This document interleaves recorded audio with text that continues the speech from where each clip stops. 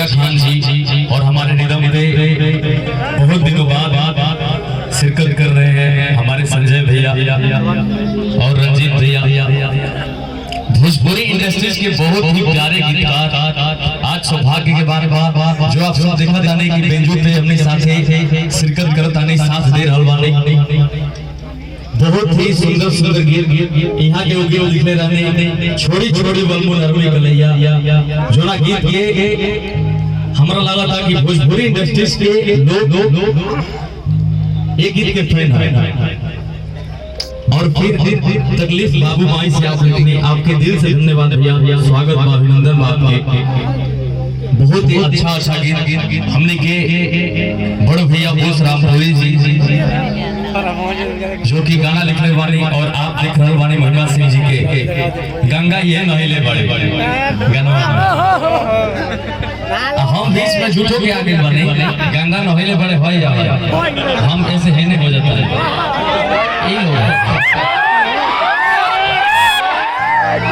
देखा जो सच्चाई बात करनी है भाई ई भाई बंगलिनिया के फंसैले मतलब हम वो कर रहे तू टमाटर लगलो हमरा से बदला लेबे भाई बाबू फंसाए नहीं है भाई वो तो हम बोले थे ना कि हमके फंसानी बंगलिनिया हम ना जाए हम तो बहुत शरीफ लड़का बने नो लेकिन मेहरारुआ भेजत रहे नो तारा के टेल के। तो ये बताओ भैया राजा भैया ये बताओ कि ई कौन प्यार हो तोहार कि खुलेआम तोहार तारा से लड़की को हतिया कि हमके दुल्हन बनावा ना तो दूसर लेके जाए।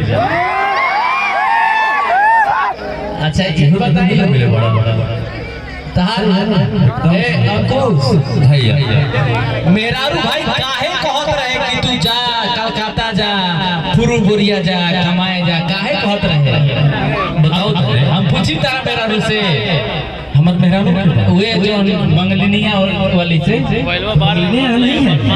ये बंगलिनिया नहीं है यहाँ पे तो गंगा जी है जो देखो भाई जी एजा बा ओकर बात तू करब। अच्छा आप सब ये हंसी मजाक होत रही आप सब बहुत सारा तमाम गीत के प्यार आशीर्वाद देने जोना के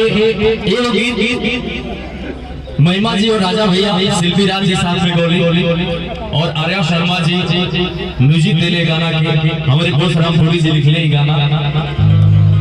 गंगा नहिले वाली जो कि 2021 में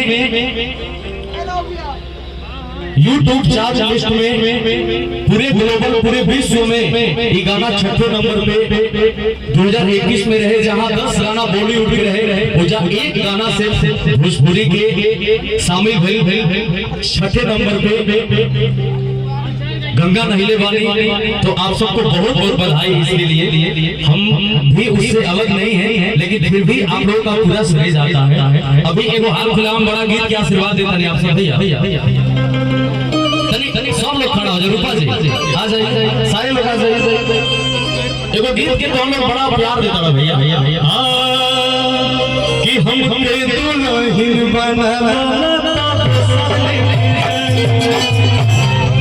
सोना के बेपनाह मोहब्बत आप सब देता नहीं 170 मिलियन की गाना हो चुकल बात।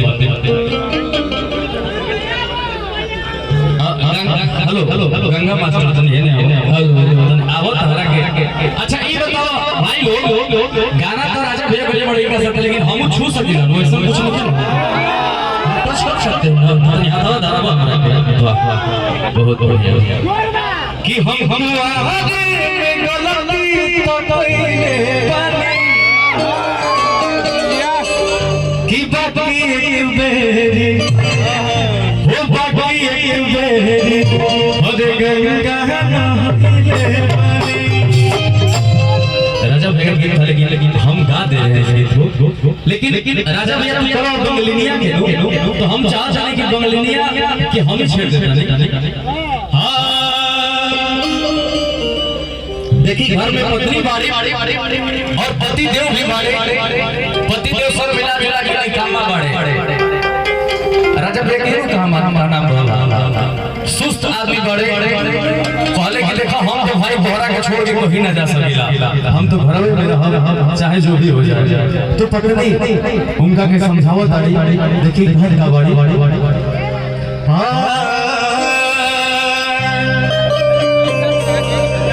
हरे हीरो रोटी चली कैसे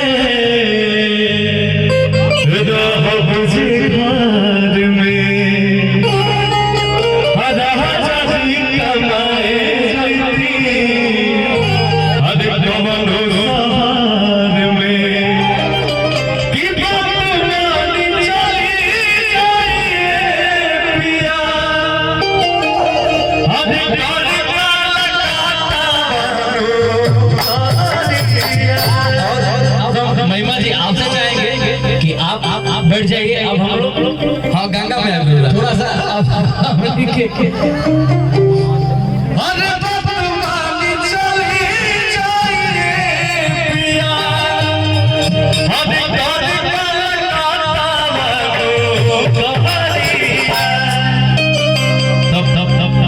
आप सबके भाई कि हमके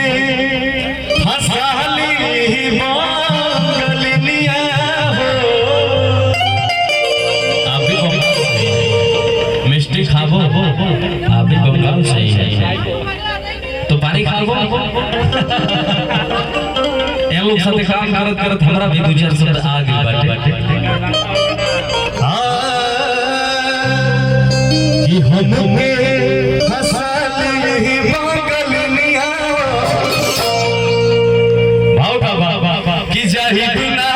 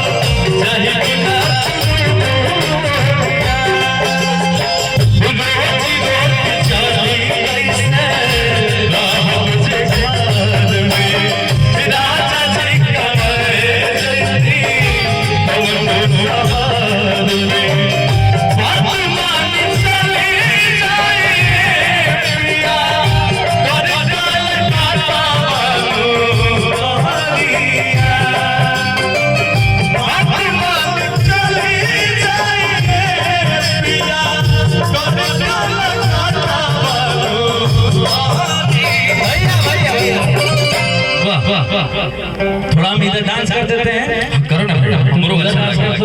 हम डांस नहीं करेंगे, आप डांस करिए, हम देखेंगे। ना कद भाई हमने के साथ में भाई मोबाइल में बिजी बड़ा लोग जैसे ना मोबाइल में देखे लोग तो गिर न जाए मोबाइल हाला ऐसे जब डांस करबो तो हाला कर दे लोग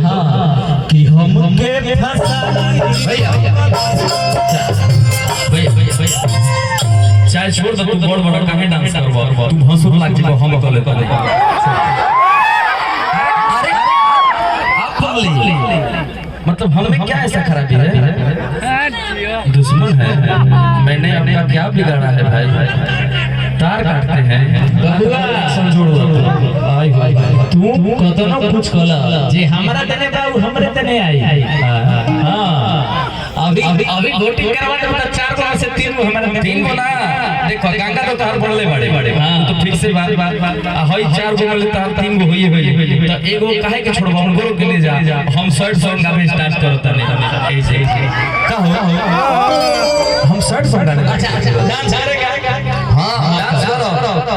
लेकिन तू हट मत भाई हम तारा से ठीक बा, बड़ भाई बानी जा तारा खाने सब दान दे देनी जा। आ जा अब है नहीं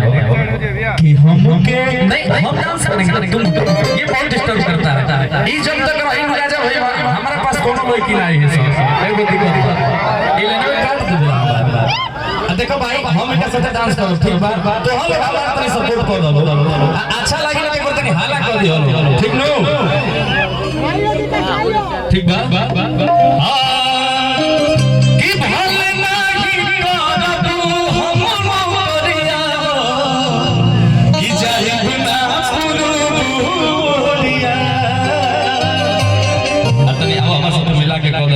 सा तनी हमरो मन खुश हो जाए कि हमके फसाली बंगलिया हमके फसाली बंगलिया